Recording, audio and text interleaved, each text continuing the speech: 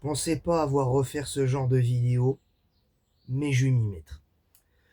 Bonjour à tous, j'espère que vous allez bien. Bienvenue dans cette nouvelle vidéo Facecam aujourd'hui.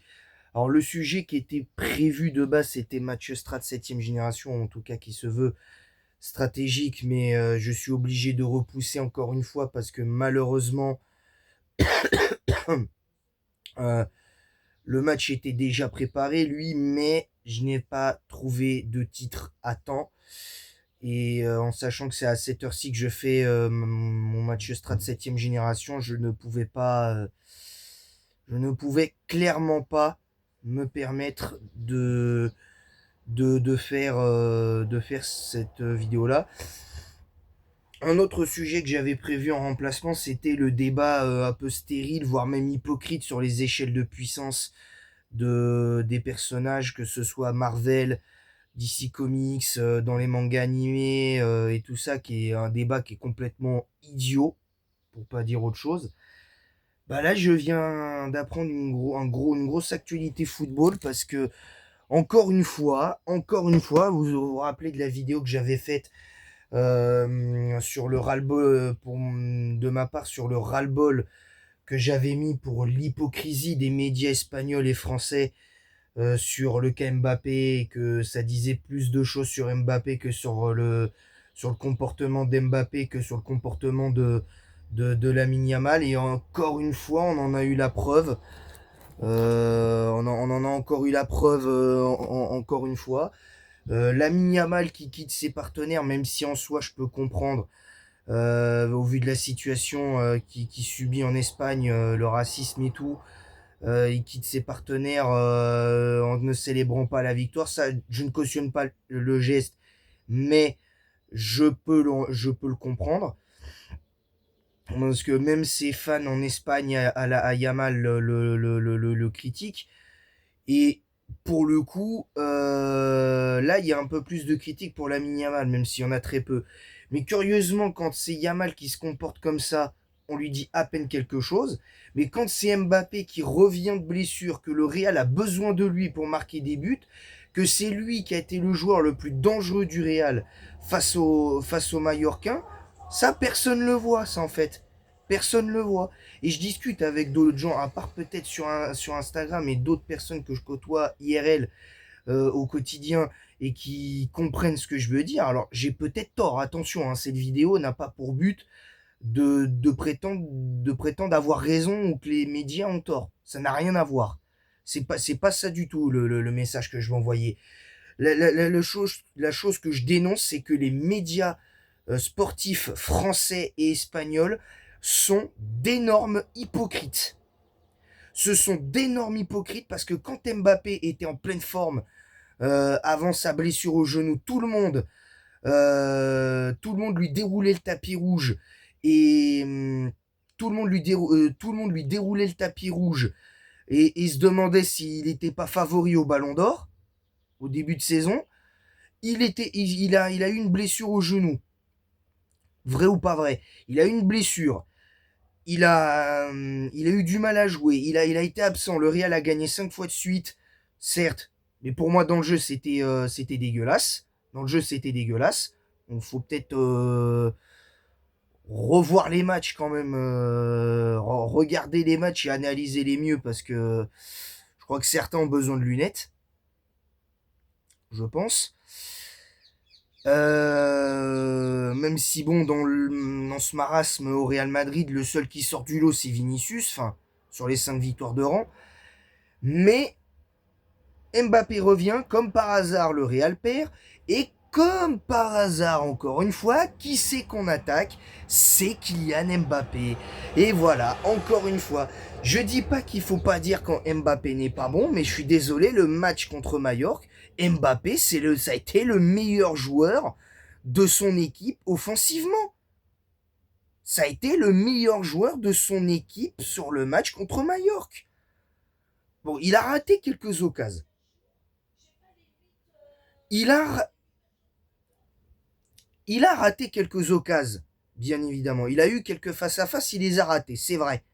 C'est vrai, il a perdu quelques ballons, il était parfois un petit peu nonchalant. Je dis pas qu'il a fait un grand match contre Mallorca, mais certains fans du Real Madrid, certains fans, certains médias, ils oublient juste que sans Mbappé, le Real ne marque pas de but. Le Real ne marque pas de but. Si, si Vinicius ne hausse pas son niveau, c'est qui marque les buts au Real Madrid?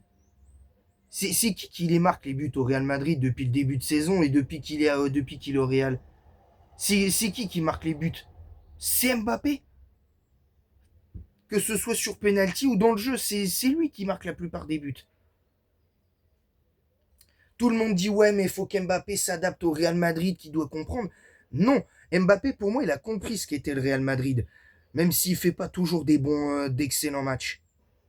Et d'ailleurs, je vous annonce que demain, il y aura le débrief du match aller entre le Real et le Bayern. Et si Mbappé passe à côté de son match, je vous le dis, je serai un des premiers à dire que le Mbappé sera passé à côté de son match. Soyez-en certains. Parce que j'aime beaucoup Mbappé en tant que joueur, mais s'il passe à côté de son match, je vais pas me priver pour le dire. Je vais pas me priver pour le dire.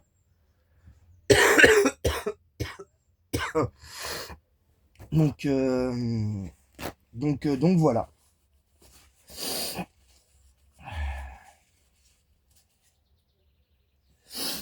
Donc, donc voilà. Et là, encore une fois, on nous explique que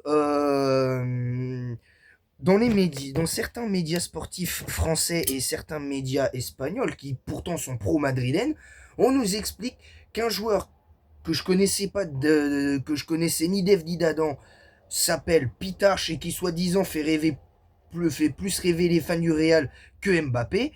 Mais je crois que ces médias madrilènes ne regardent pas les matchs correctement. C'est pas possible. Ils doivent avoir des lunettes en vert teinté. Je sais pas, il y a quelque chose. Oui, enfin, j'arrive pas à comprendre. J'arrive pas à comprendre. J'arrive pas à comprendre. J'arrive pas à comprendre.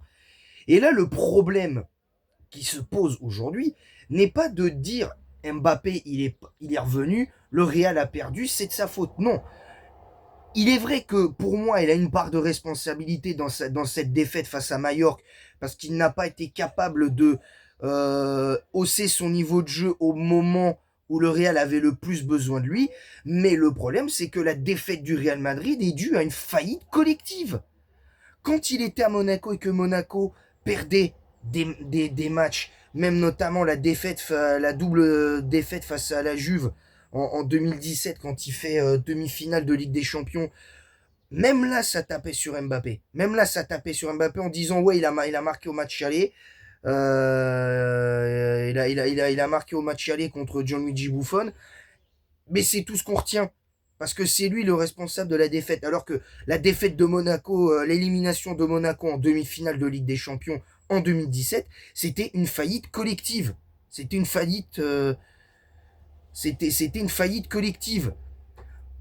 Toutes les éliminations du PSG avec Mbappé, quand Mbappé il était présent, c'était une faillite collective. Bon, j'avoue, la remontada en 2017, il n'était pas là, Kylian Mbappé. Il n'était pas là. Donc, parler de responsabilité d'Mbappé à la remontada de 2017, non. Non. Non, justement, non. Le problème, il n'est pas là. Le problème, il n'est pas là. On a le droit de dire, attention, je suis pas en train de dire que vous n'avez pas le droit de dire quand Mbappé est pas bon. Loin de là. Vous avez le droit de dire quand il est bon, vous avez le droit de dire quand il est pas bon. Entendons-nous bien. Ça, vous avez le droit. L'insulter, non. Parce que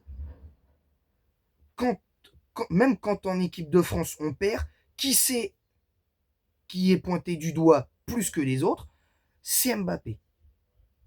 Alors oui, son palmarès, il a un palmarès qui n'a rien à envier pour moi au meilleur joueur de la planète. Il a quand même eu une Coupe du Monde à 18 ans, il a un soulier d'or avec le Real Madrid. Quand même, je rappelle que au Real Madrid, depuis son arrivée, c'est 2 titres dont la Super Coupe d'Europe lors de la saison 2025-2026 2024-2025 quand ils étaient tenants du titre avant que le PSG ne gagne la Ligue des Champions 2025. Il avait gagné la Coupe intercontinentale et la Super Coupe d'Europe. Mais ça, on l'oublie, ça. Il a gagné ça avec le Real Madrid. Certes, il n'a pas gagné de championnat, de Coupe du Roi, de Coupe d'Espagne, de Super Coupe d'Espagne. Il n'a pas gagné encore de Ligue des Champions lui-même, que ce soit avec le PSG ou avec le Real. Mais je peux vous garantir que si cette saison, le PSG va en finale face au Real Madrid, même si c'est pas le cas, en admettant que le PSG aille en demi-finale et se fasse éliminer par le Real Madrid, et que c'est le Real Madrid qui gagne sa 16e Ligue des Champions, hein, je dois... je vous rappelle que si Mbappé gagne la Ligue des Champions et que derrière il gagne le Ballon d'Or, plus personne, et ça je vous l'annonce direct, plus personne va rien dire. Même s'il rate des matchs derrière. Plus personne va rien dire. Même si on va dire, ouais, mais attends, les ballons, il y en a qui pourraient dire, ouais, mais attends, les ballons d'or, il pourrait être potentiellement Ballon d'Or, machin, tout ça. Moi, je vous le dis, il est encore favori au Ballon d'Or, Mbappé, cette saison. Pour moi, il est favori. Il est clairement favori, le bonhomme. Mais moi, ce qui m'énerve, et je dis bien ce qui m'énerve, c'est que c'est pas le problème de dire que Mbappé est responsable d'une défaite. C'est pas le problème. C'est pas ça qui m'énerve. Parce que, au contraire, je vais même dire, c'est normal de dire que Mbappé est en partie responsable quand son équipe perd. Mais le problème, c'est que le football, c'est collectif. C'est une faillite de tous les joueurs. Pas que de lui. Que ce soit au Real Madrid, au PSG ou à Monaco à ses débuts, ou en équipe de France.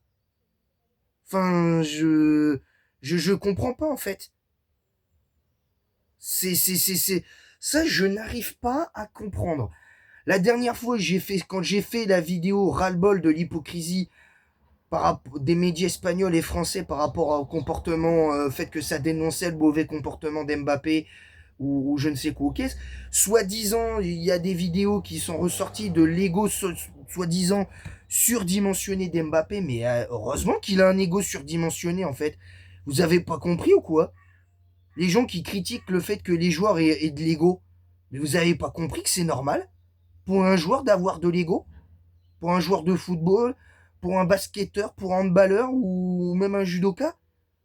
Vous comprenez pas que c'est normal pour un sportif de haut niveau d'avoir de l'ego, de la fierté, de l'ambition?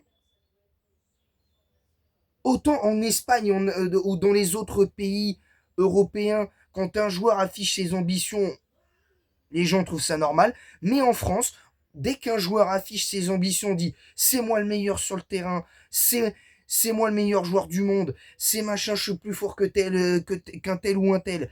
Et tout ça, on le traite d'arrogant, on le traite de ça, il met une mauvaise ambiance dans le vestiaire. Mais vous avez, franchement, les médias espagnols enfin les médias français et espagnols, même les médias espagnols s'y mettent maintenant. Vous avez pas honte? Vous avez pas honte? Le pire dans l'histoire, et c'est pas que les médias sportifs français, c'est que les médias sportifs espagnols, ils étaient même eux milités pour que Mbappé vienne au Real Madrid parce que déjà ça commençait à être moyen, à être vraiment mauvais. Et maintenant qu'il est là, et ça c'est le plus gros du problème parce que ça j'en ai pas encore parlé, je vais y venir maintenant, c'est que ça vaut ce que ça vaut bien évidemment. Soi-disant certains fans du Real Madrid et certains médias auraient créé un site pour faire en mode pétition, en gros faire une pétition pour faire virer Mbappé du Real Madrid. Non mais on marche sur la tête là. On marche sur la tête les gars. Mais clairement. Et aussi, le fait que certains médias espagnols disent que Lamine Yamal devrait aller jouer avec l'équipe nationale marocaine, ça je suis désolé, c'est n'importe quoi aussi ça. Ça c'est honteux. Ça aussi c'est honteux.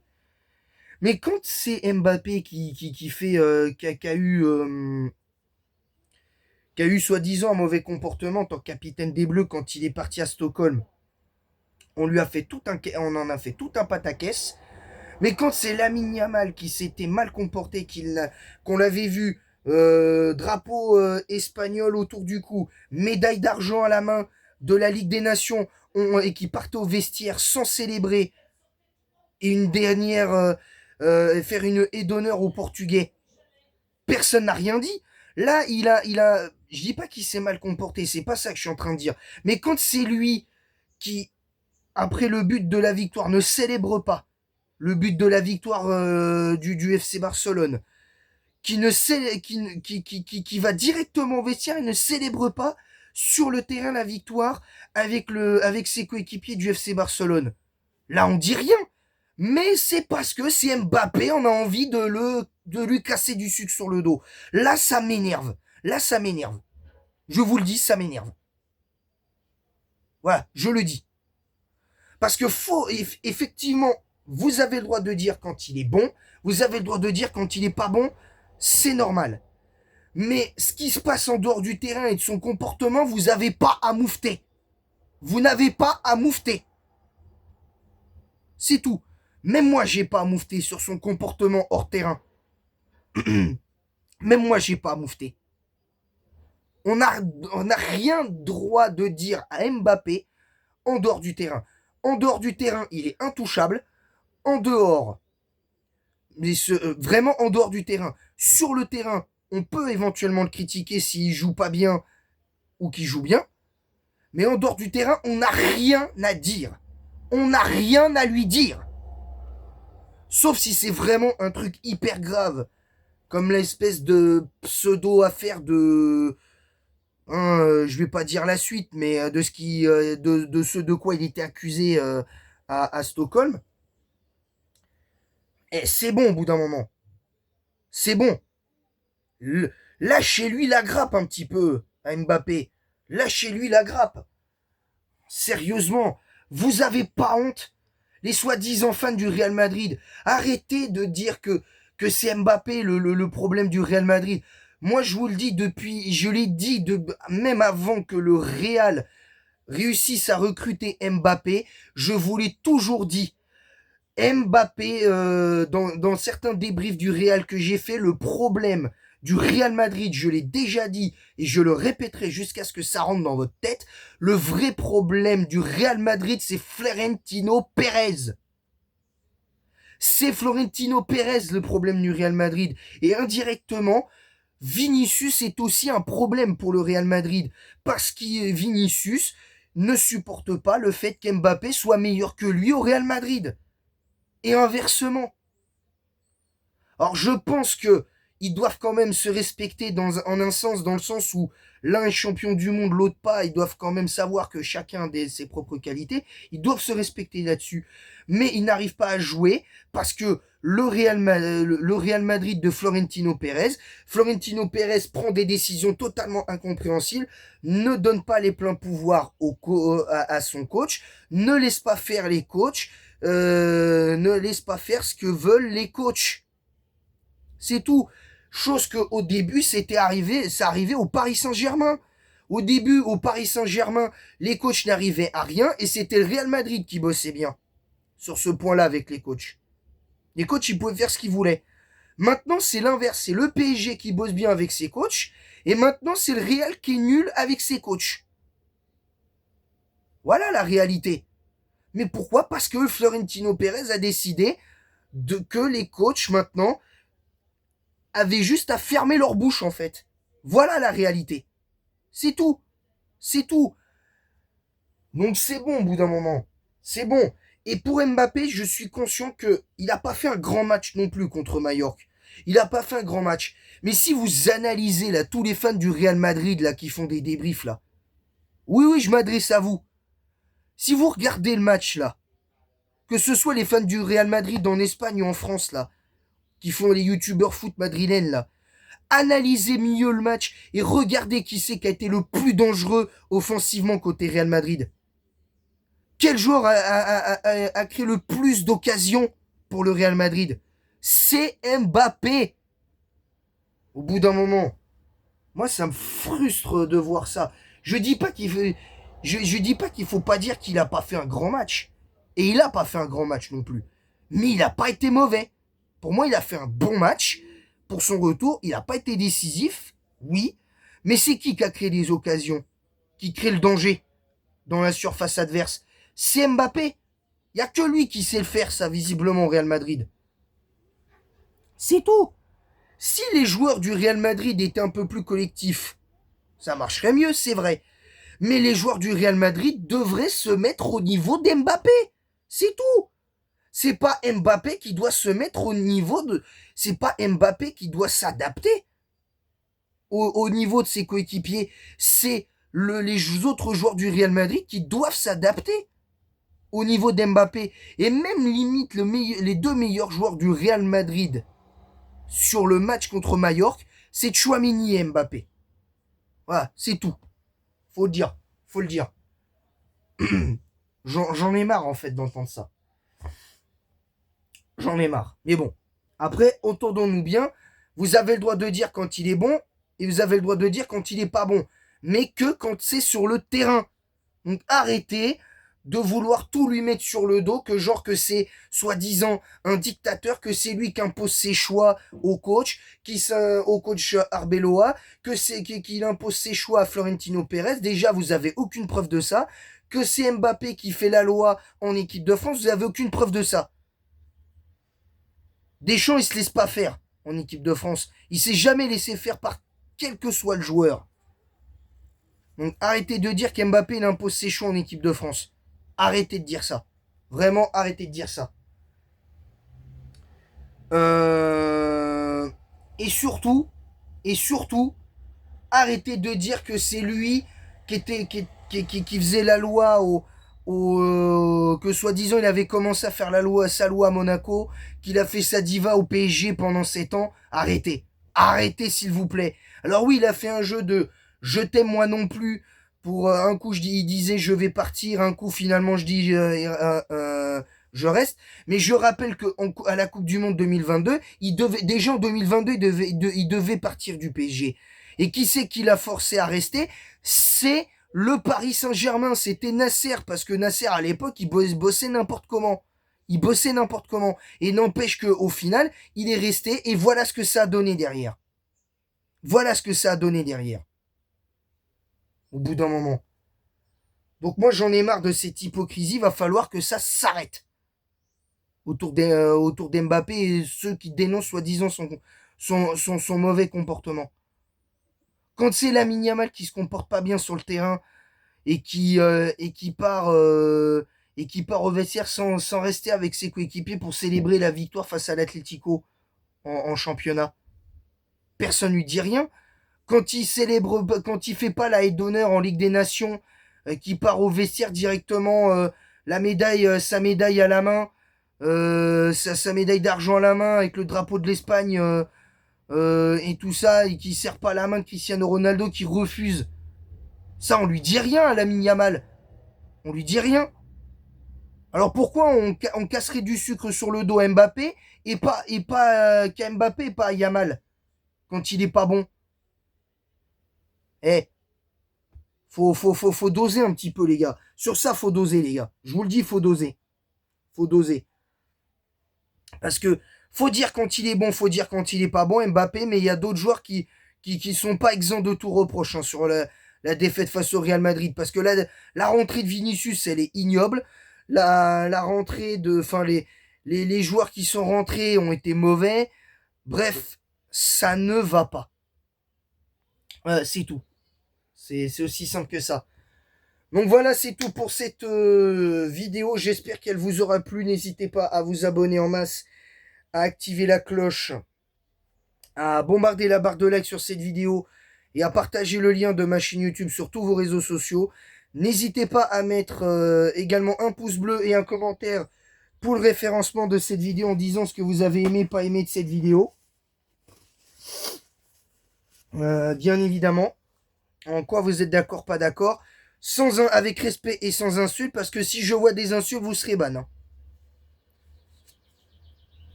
Parce que je veux bien qu'on dise certaines choses, mais faut pas être hypocrite, hein, que ce soit envers Mbappé ou envers un autre joueur. Hein. Et je vous jure que si ça avait été le contraire, j'aurais dit la même chose. J'aurais dit la même chose.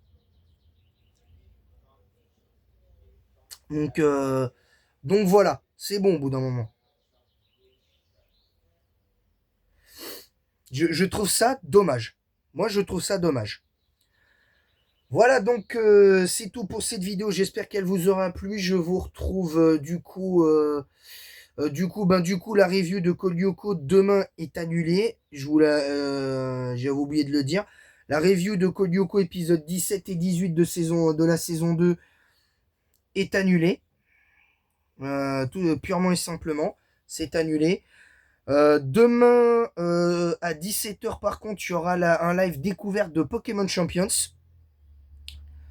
On découvrira ensemble Pokémon Champions pour voir ce que ça vaut, bien évidemment, et faire un premier bilan du jeu, en espérant, que ce soit bien. Je vous le dis. J'espère que ça ira bien. Et voilà. Sur ce, voilà, donc le programme de la semaine, demain à 17h, on sera en live pour découvrir Pokémon Champions. Jeudi, pas de... Alors jeudi, je serai pas disponible, je ne serai pas en vidéo de toute façon parce que je serai chez de la famille jeudi, donc je ne serai pas présent. Vendredi à 17h, on reprendra Pokémon Jaune. Là, je vais recommencer à préparer Pokémon Jaune, à monter un peu la team. Ensuite, quoique l'arène haut, on la fera la semaine prochaine. Ce que je vais faire, c'est que ce sera un live spécial, entre guillemets, entraînement. On va entraîner un petit peu la team pour qu'elle soit à la hauteur face à Ondine. Samedi qui arrive, là, le samedi qui arrive, donc ce week-end à 17h, premier épisode de Pokémon Écarlate.